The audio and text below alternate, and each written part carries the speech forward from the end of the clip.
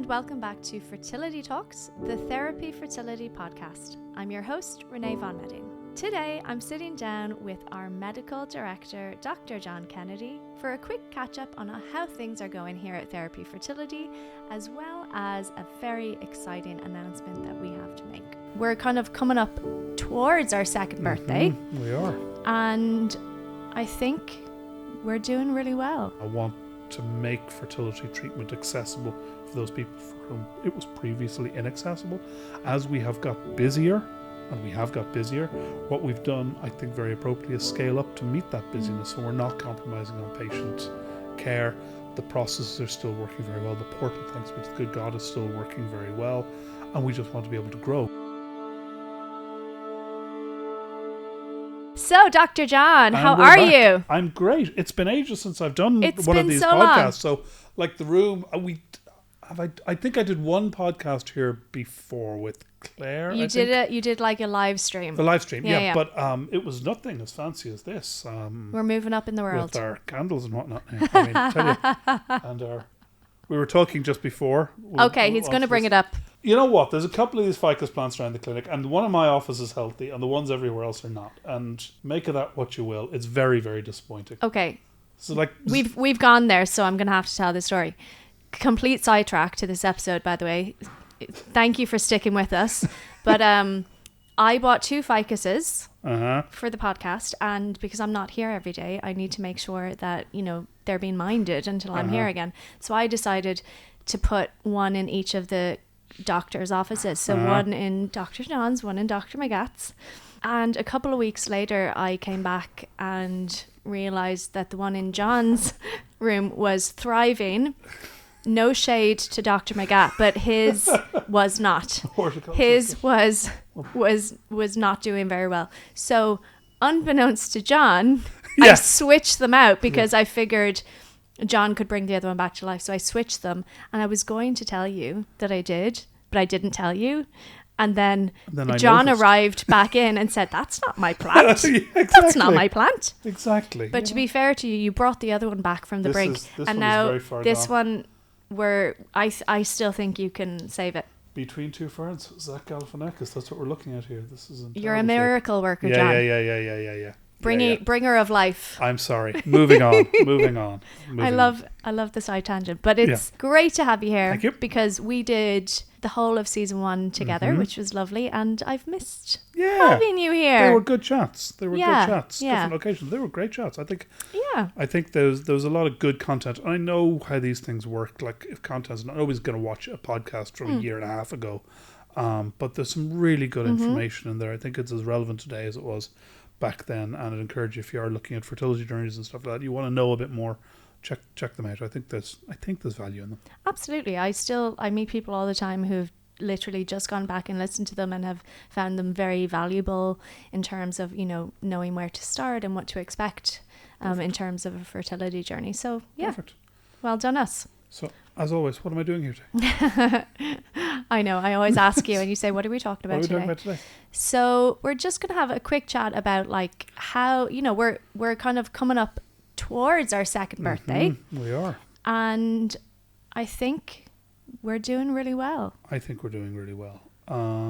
We've spoken about this a little bit before, but it bears repeating. When we started this, there were a couple of key philosophies that we were bringing to the table: accessibility, affordability, and evidence-based. This was the mantra. We were all looking, because we've all come from various different backgrounds. We've all come from different fertility clinics, and we've all done things different ways, some better, some worse, some the same, some different. And what we were looking to do was bring what we felt the best parts of everybody's experience into the process, was to build something that really was very streamlined, very efficient, very evidence-based, and I think that's critically important, that was going to deliver high success rates, and it was going to deliver coherent care, and it was going to strip out a lot of the noise that infects modern medicine and especially fertility. In that regard, I think we've done really well. I'm really proud of the team here. The lab have performed exceptionally well, and it's the lab that is the kernel of the nerve center of an IVF clinic. It's not the doctors, it's not the nurses, it's not the HCAs. They all perform incredibly valuable functions, but success and failure really does live with the laboratory, and they've done incredibly well. We're producing our fertilization rates, our blastulation rates, our usable embryo rates, our clinical pregnancy rates are all incredibly strong. It's exactly where I would want them. You always want more, but it's exactly where I would want them to be, and that's because we're not getting dragged down into the weeds with noise. I think one of the biggest challenges we're going to have in this coming year is we're going to have a cohort of patients who are coming back having had repeated failures. And that's because of the statistical nature of the work that we do. It doesn't mean anything is wrong. It just means this is sometimes how it goes. And for those patients, you're dealing with a very vulnerable cohort who are now looking for additional answers. And unfortunately, with a lot of this stuff, there aren't any additional answers. It's sitting with the embryo. We don't think the embryo is strong enough. We need to try with a different embryo. But where this starts to get some momentum is, there's something wrong with me. I need to do this additional test on my womb. I need to do receptivity testing or microbiome testing or all this. And these things are all available. They're all commercially available, and they're all used by many clinics. And hell, look, I'll put my hand up and say, maybe I'm wrong. But what I can say is that the compelling evidence at the moment is that those things don't increase your live birth rate. But it's really difficult to sit there and have a conversation with somebody who's just been hit and hit and hit with failure and say, yeah, I know all these other people are telling you do this, that, and the other, and you'll get a baby, but I'm not going to do that, you know? And we're right not to do it, but that's still going to be the tougher conversation. So far, we're holding the line. So far, we're still building momentum. And as we have got busier, what we've done, I think very appropriately, is scale up to meet that busyness. So we're not compromising on patient care. The processes are still working very well. The portal, thanks be to the good God, is still working very well. And we just want to be able to grow, because this was never about being John's clinic. You know, this was never about being Carol's clinic or Melissa's clinic. This was about building something that is process driven, that's scalable, and so that we can roll it out and make this more accessible to more people. There is talk of public funding coming. I know this wasn't the focus of this evening, but when and how, who knows? And I don't think people should be waiting for that. And I want to make fertility treatment accessible for those people for whom it was previously inaccessible, and indeed for those people who need, because a lot of people need more than one round, you know. So how do you fund that? How do you offset that financial cost and just really have to deal with the other bigger costs, the physical and the emotional costs, which take a bigger toll. So that's the goal now this year. So a couple of exciting things are happening. One of them being that we have just opened our Limerick satellite clinic. Yes. And again, that's a way of making it more accessible to people. Yep. Yeah. Absolutely. So we I've worked with satellites in the past, and satellites they're an odd thing, because they look like, just commercially, they look like a brilliant opportunity, and that's why the guys who own IVF clinics and, you know, run IVF clinics from a commercial sense, they think satellites are brilliant because it brings in patients from different demographics and it's fantastic, and patients love it. Delivering good satellite care is really much harder than you think it is. We have one huge advantage in that we have therapy to sit with, and we can take spaces in existing buildings where there's an existing structure, where there's an existing reception, that, you know, we're not the same company, but there's definitely linkages there, so we can piggyback on them in terms of that. After that, it is very much about getting the right person in there. You've met Lauren, right? She's incredible. I mean, I'm blown away by how much of a rock of sense she is, and that's high praise. You know, she just is kind, compassionate, and incredibly sensible. She has taken to the systems here and the process here like a duck to water. She's very experienced in the space already. So I'm really excited about this satellite, whereas in the past, when I've worked with satellites in the past, I've always been kind of a bit worried. Oh God, this is going to be rough. Yeah. This is going to be difficult to deliver. But this is just going to be brilliant. And so to put that into perspective, it just means that if someone is living closer to in the Munster area, instead of coming up and down for scans and bloods during a cycle, absolutely, they won't have to. It's just, look, we've always been trying to make it easy, make it simple, reduce the number of visits you need to get you across the line, and we've been trying to be efficient with that. But still, we're still in Dublin. You know, that's an issue. And so if we're attracting an awful lot of patients from outside of Dublin, and there is travel. Travel means time off work. Travel adds anxiety. Travel adds hassle, you know. So if you can do less of that, it makes it easier to go through the cycle. It makes it faster. It makes it more efficient. It means maybe you can, if you're working from home, you can do some hybrid model where you just dip in and out from the scan. So much easier. So again, proof of concept. Get this right. Get the right people. Extend out. Yeah. You know? So Limerick first, and then we'll see where we go. Absolutely. Yeah. So that's one of the exciting things. And the other exciting thing that is going to be happening very soon, which is something that we have been talking about for a long time. Yeah. Something that I have pushed very hard for. Absolutely. And I'm proud that we're kind of getting to it now. And that is our funded fertility grant. I think it's fantastic. Yay. So this is great. So look, it all goes back. You talk about costs, physical, financial, emotional. Everybody, when you talk about costs, thinks financial first. Of course they do, because it's an objective yardstick. Now, we have tried to make this accessible. We have tried to make this affordable. But in an ideal world, people, this is a right, not a privilege. Fertility, infertility, subfertility is a disease. It is not a social construct. Okay? We acknowledge this. This should be something that should be provided as part of a healthcare framework, and touch wood, down the line, it will be. Boolabus more, I'll be delighted. Okay? I think the space for everybody here. That would be fantastic. In the absence of that, we have tried to make fertility treatment more accessible, more affordable. We use that word, accessible and affordable. Let's call a spade a spade. We've tried to make it cheaper. Okay? We've tried to see where we can streamline the process and pass those savings onto the end consumer, instead of just trying to increase a margin or a profit or what have you. Okay? But it's still a bite. We still are aware that people are struggling. I would see patients who have done cycles in St. Elsewhere or are doing repeat cycles with us, who are saying, we're taking a break, and they say, okay, you're taking a break, I just need to recharge myself emotionally, and we need to look at the finances. And there's that single line, we just think about the finances. These are couples who are pinned to their collar already, and whatever about denying yourself a holiday in Torremolinos, that's fine, you can do a cycle, but when you're getting into things like, we're remortgaging the house, or we're putting off essential house repairs or essential car maintenance kind of thing, that's a problem.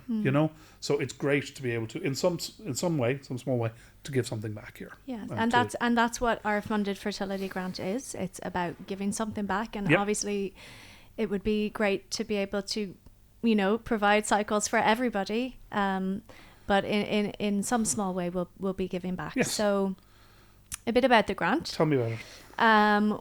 Basically it's going to be open to everyone. Okay. So everyone can apply, and you come through, you say, I want to be an applicant here for this grant, and it won't matter who you are, what your story is. All that matters is that you come in, you have a chat with the nurses, you have a doctor's consultation, you do your testing, you get a treatment plan.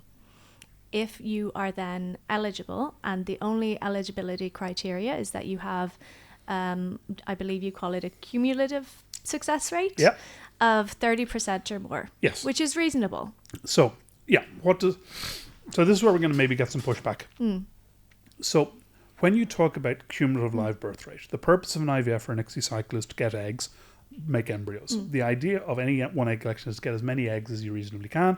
That test of quality is then to turn them into embryos, and then each of those embryos would have a percentage chance, we think, of a positive pregnancy test, and an adjusted percentage chance of giving you a baby. Success and failure in IVF, when we talk about success rates, and when we quote success rates, and I even did it earlier, I was guilty of this, talking about clinical pregnancy rates and biochemical rates and implantation rates and things like that. It's all just noise. Success is a baby. Anything that's not a baby isn't successful. Now, in order to get proper live birth data, you need to be open for years, not 1 year, years. So that's why we talk about the other things while we get to that point. But ultimately, it's live birth that we'll be very much focused on. But when I'm talking to a patient about their chances, I'm talking about live birth rate. So if I've got somebody who I think is going to do well and produce, say, 4 embryos in a cycle, the joke is the fastest way to get that person pregnant and get them a baby is take all 4 embryos and put them back in together. but they don't let me do that no more. We never did that. Obviously, in most cases, in the vast majority of cases, we transfer one at a time. But that one embryo might only have a 50 to 60%, only he says, a 50 to 60% chance of a positive pregnancy test, maybe a 30 to 35% chance. So maybe less depending on age and miscarriage risk. But if you have more embryos, you get more bites of the cherry. So you're talking about your cycle ending in one of two ways, either with your family being completed or you having no embryos left. So if the first transfer doesn't work, you're on to the next and on to the next and on to the next. And we know that the statistical chances of a success with your last embryo aren't wildly different from your first embryo. So we have to think cumulatively. So everybody I see, everybody Dr. McGath sees, is going to, that we've done a treatment plan up, is going to get a cumulative live birth rate. That's based on, we do this calculus, how many eggs are we going to get, how many embryos do we think we're going to get, what's the percentage value of each of these embryos, and then you move on from there. You know, some people will have a worse chance than 30%. Some people it could be as high as 50 or 60% cumulative live birth rate, you know? So. And I suppose that's why we landed on this, was because, you know, traditionally I know, say on the NHS with, you know, their model of funded fertility cycles. Absolutely. There would be a very strict criteria in terms of BMI, for example, age. Yeah. So we started off looking at these things and saying, look, do we just mirror that? Do we just say, okay, we're going to discriminate against people over a certain age, or we're going to discriminate against people over a certain weight, or we're going to discriminate against people who are smoking and things like that. Now, obviously, we do want people to be optimized, to be the best versions of themselves, but we also acknowledge that while BMI plays a role in success, it's not the only thing. It's not the only thing, not far from it, that determines success or failure. You need to have some kind of yardstick in there, because if we don't put some kind of criteria in, then we are going to have people applying for a grant for fertility treatment who frankly just aren't that suitable for fertility treatment in the first place. And that's one of the things you see in countries, and Israel would be a perfect example of this, where you have a very open funded public system and you don't really have much in the way of checks and balances. The staff there are going, the downside of this is that we're doing cycles on women we really shouldn't be doing cycles at all. And I'm talking about repeated cycles and all that. So we don't want to encourage that. So we want to do right by people. And look, I'm the last person to be paternalistic. My job isn't to tell you what to want. It's to give you an honest framework. But we want this to apply to people who we think have a shot, a reasonable, not even I would say good or high, a reasonable shot at getting across the line. So that's literally the only eligibility criteria. Absolutely. And then at the point at which we have everyone who is eligible entered into a random draw that will be independently selected. So I think that's really important to say. So let's just be very clear. We have one entry criteria, and that's a basic minimum level of chance, cumulative chance of success. After that, we don't worry about the rest of it. And the temptation is, because there is a media marketing element to this, you're going to be talking about, we're going to be talking about this, that we would be wanting to cherry pick, cherry pick the, like the photogenic person. We'd pick you, John. Hashtag sad. But that you would cherry pick, and you would, and we're not doing that. No, that's not. This is an independent. The people selected for this grant will be done so independently of us, and that's really, really important to say. I think so, because then it is what it is, and everyone has a fair shot. Absolutely. Yeah. Yep. And I think that's really important. Anyone who isn't successful will be called, we'll have a chat, so it's not kind of like you enter and then see you later. We'll be in touch with everyone. Good. But I'm really excited about this, because it's not something that's been done before here. Well, credit where it's due. This is mostly your brainchild, and I think it's a really good idea, and I think if and when it works well, and I don't believe it won't, I think it will work very well, then you get licensed. I mean, you want this to work well. You want this to work well for the patients and the end users who are eligible and who get across the line, and you want it to work well for the organization as well. Everybody here is really proud of the work we're doing and the commercial nous that we bring to it, and the affordability and accessibility, but everybody here, especially, you see it especially with the nurses, you can see their heart going out to people who are struggling to financially afford these things, so they'll be delighted as well. So watch this space. And hopefully when it goes well, we will be able to do it again. Expand, you grow. know? Yeah, absolutely. Yeah, so it's very 100%. exciting. 100%. And this is just the start. So let's see where we go from here. Excellent. But yeah, I'll chat to you again soon. Talk to you soon. Bye-bye. Thanks.